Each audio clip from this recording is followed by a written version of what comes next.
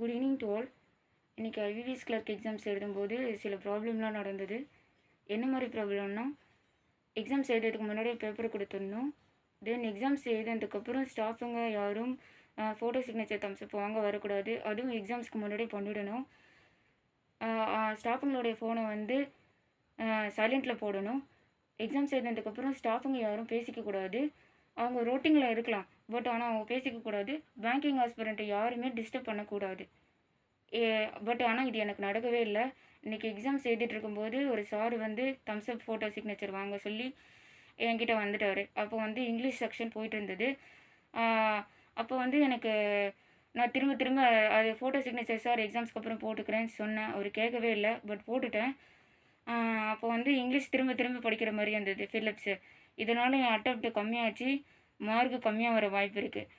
Reasoning section, maths sections அப்போது அவங்க வந்து ஸ்டாஃபுங்களுக்குள்ளே பேசிக்கிட்டே இருக்காங்க. அதுவே மைண்டு ரொம்ப டிஸ்டர்பாக இருக்குது. அதுக்கப்புறம் ஃபோன் கால் அவங்களுக்கு வந்துக்கிட்டே இருக்குது. அது சைலண்ட்டில் போடவே இல்லை.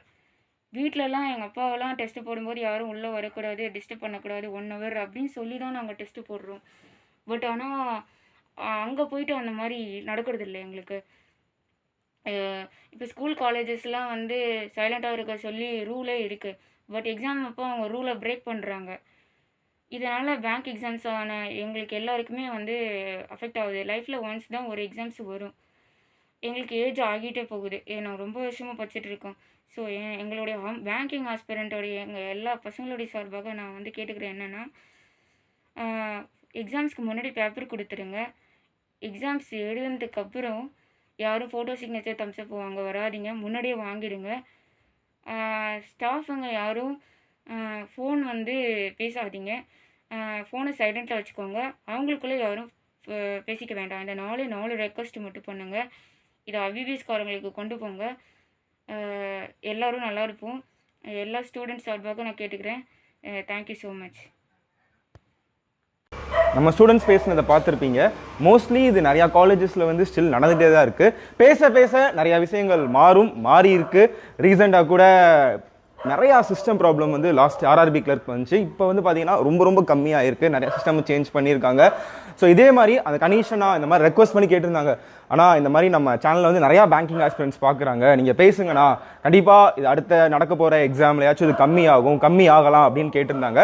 ஸோ அதனால தான் நானும் பேசுகிறேன். ஏன்னா ஐபிபிஎஸ் டீம் யாராச்சும் நீங்கள் பார்த்துருந்தீங்க அப்படின்னா இதெல்லாம் மேனுவலாக நம்ம கரெக்ட் பண்ணக்கூடிய விஷயந்தான். கண்டிப்பாக இதெல்லாம் பண்ணலாம். ஏன்னா ஒவ்வொரு ஆஸ்பிரண்ட்டுமே அது உங்களுக்கு வந்து ஒரு லைஃபாக போகிறாங்க. இப்போ நான் வந்து ஏன் இந்த மாதிரி சென்டர்லாம் நாங்கள் போகிறோம் அப்படின்னா, அப்போ தான் நேரில் மாணவர்கள் போகிற கஷ்டத்தையும் உங்கள் பேரண்ட்ஸ் போடுற கஷ்டத்தையும் பார்க்க முடியுது. இப்போ நான் ஃபார்ச்சூன் டவர்ஸ் நான் போயிருந்தேன்.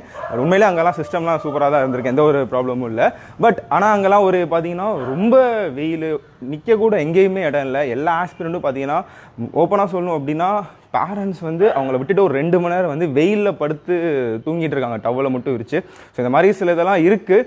ஸோ நீங்கள் ஐபிபிஎஸ் அதெல்லாம் நீங்கள் கண்டிப்பாக நம்ம பேச சரியாகலாம். பட் நான் என்ன சொல்கிறேன் அப்படின்னா, இந்த உள்ளே வந்து எக்ஸாம் சென்டருக்குள்ளே, எக்ஸாம் ஹால்குள்ளே இங்கிலீஷ் எக்ஸாம் போயிட்டுருக்கப்போ வந்து சைன் வாங்குறது, இப்போ ரீசனிங்லாம் சால்வ் பண்ணுறாங்க, ஒரு 20 minutes ஆயிடுச்சு அப்படின்னா டக்குன்னு அவங்க பஸ்ஸில் போடுறப்ப எழுதி வச்சுருப்பாங்க. டக்குன்னு அவங்க திருப்பி நம்ம ஒரு டிஸ்டர்ப் ஆயிடுச்சு அப்படின்னா திருப்பி அந்த கொஸ்டின் அவங்க ஃபஸ்ட்லேருந்து ரீட் பண்ணணும். ஸோ இதனால் நிறையா ஆஸ்பிரண்ட் வந்து பாதிக்கப்பட்டு தான் இருக்காங்க. இதெல்லாம் நம்ம கண்டிப்பாக கரெக்ட் பண்ணிக்கலாம். ஸோ யாராச்சும் IBPS team, IBPS panel member யாராச்சும் பார்த்துட்டிங்களா, நான் ஸ்டூடெண்ட்ஸ் சார்பாக ஒரு ரெக்வஸ்ட்டாக கேட்டுக்கிறேன். இதெல்லாம் வந்து ஒரு இன்ஸ்ட்ரக்ஷன் வந்து எப்படி நம்ம ஸ்டூடெண்ட்ஸ்க்கு பக்காவாக கொடுக்குறீங்களோ அதே மாதிரி வர ஸ்டாஃப்ஸ்க்கும் அவங்களும் கஷ்டப்பட்டு தான் வராங்க. இப்போ ஸ்டாஃப்ஸும் ஒரு ஃபுல் டே இருக்கிறது அப்படிங்கிறதும் கஷ்டம் தான். பட் இந்த மாதிரிலாம் கரெக்ட் பண்ணிக்கலாம். அதெல்லாம் ஹியூமன் எரர்னு சொல்லலாம். கண்டிப்பாக அவங்க பக்காவாக முன்னாடியே பிளான் பண்ணி ரஃப் ஷீட் கொடுக்குறதாகட்டும், இந்த மாதிரி எல்லாத்துக்குமே சிக்னேச்சர் வாங்குறதாகட்டும். ஏன்னா அவங்களாம் ஒரு 1 hour முன்னாடியே வந்துடுறாங்க கரெக்டாக. சும்மா இப்போ 9 o'clock எக்ஸாம் அப்படின்னா 8:55 வருதில்ல, அவங்களாம் 8 மணிக்கே வந்துட்டு வரிசையாக ஒரு 1/2 hour உட்காந்துருக்காங்க. அப்போ வந்து 1க்கு 2 ஸ்டாஃப் போட்டு கூட இந்த மாதிரி சின்ன விஷயத்தெல்லாம் கரெக்ட் பண்ணலாம்.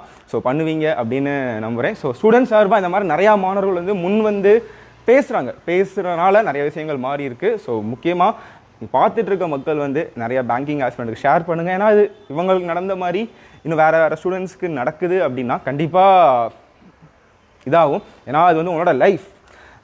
இதை வச்சு தான் நம்ம அடுத்து நம்ம நிறையா எப்படி சொல்கிறேன்னு தெரில. ஸோ இது வந்து மிகப்பெரிய ஒரு இதுதான்.